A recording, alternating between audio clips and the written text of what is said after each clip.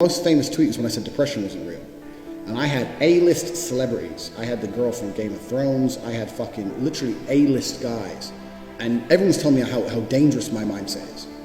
What is dangerous about believing that you control your own mind?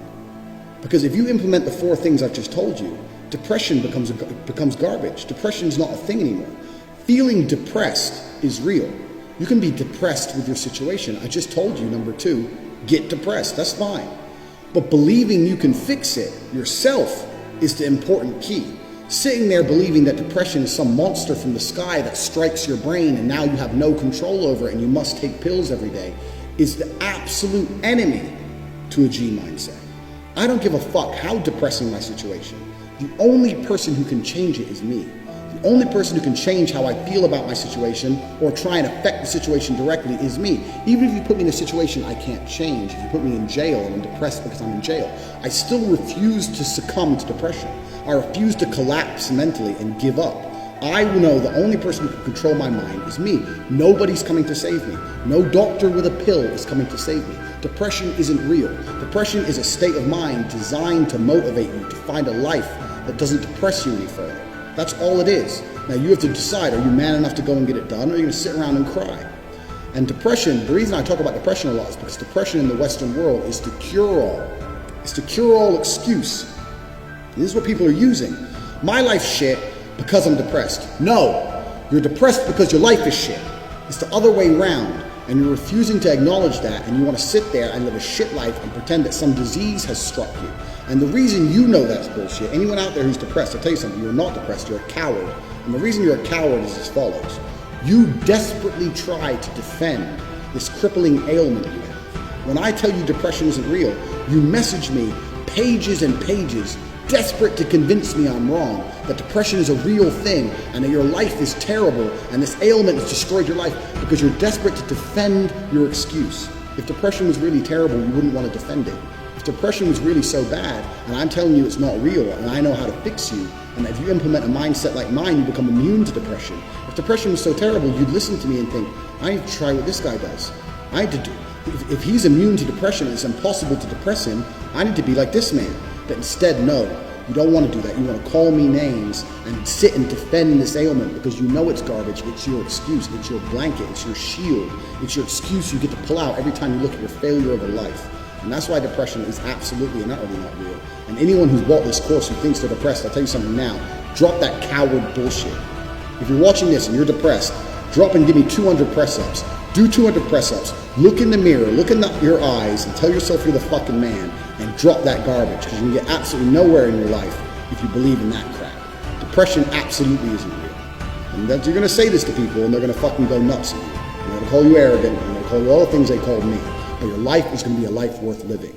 You know, say you were running a depression camp, how would you get people out of their depression? I get them out of the depression by making them understand the harsh realities of the world. And the harsh realities of the world is that life doesn't give a fuck about you. Life doesn't give a shit about you. If a lion goes to hunt some gazelle, let's say you're a lion and you're chilling, and you see a whole bunch of antelope in the corner. When the lions start chasing the antelope, they get the slowest, weakest antelope. They get the babies, they get the one who's sick, they get the one who's got a broken leg. They don't give a fuck. They're not going to be like, oh, well, that one's sick, so we can't eat that one. Or that one didn't have breakfast, so it's unfair to chase that one down. The lion doesn't care. The lion gets the slowest antelope. And life's exactly the same. So you have to decide which antelope you want to be. Because just like the lion, life doesn't give a shit who's at the back.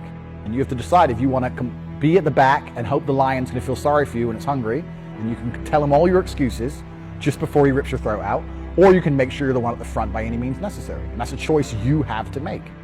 And when people truly understand that and they stop externalizing their problems, then they believe there's 2 choices. You either externalize your issues or you believe you have influence over your issues. When bad things have happened to me, when my father died or whatever, I never allowed myself to wake up and think, maybe I have depression. Because it wasn't even in my realm of possibility.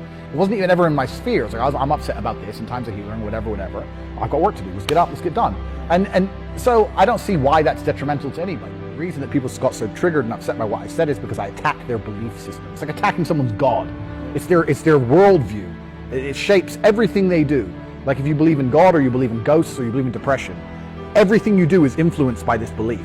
And when you attack someone's belief, they're going to get very desperate to defend it. There's also a large body of evidence saying that depression doesn't exist.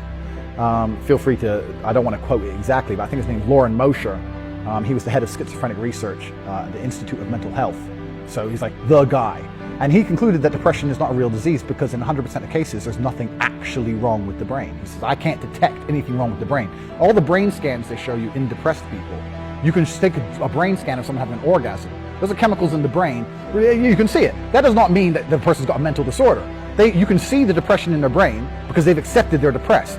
The brain didn't change and then make them the depressed. People got the wrong way around.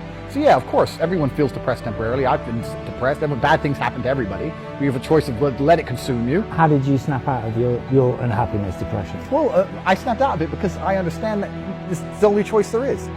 Was there a method you did? I don't think there's a specific method. You just have to be harsh about the realities of the world. Life doesn't give a fuck about you. Everyone who you're crying to your problems about doesn't really care. And you have to get it over with. Like bad things happen to everybody. They're going to happen to everybody. And then we all die. So you have two choices. You can let the bad things consume you, or you can wake up one day and think, enough of this, and you got to push forward. And the crazy thing is when I say that to people say to me, oh, you're crazy. That is exactly how the entire world functioned until this new think bullshit came along.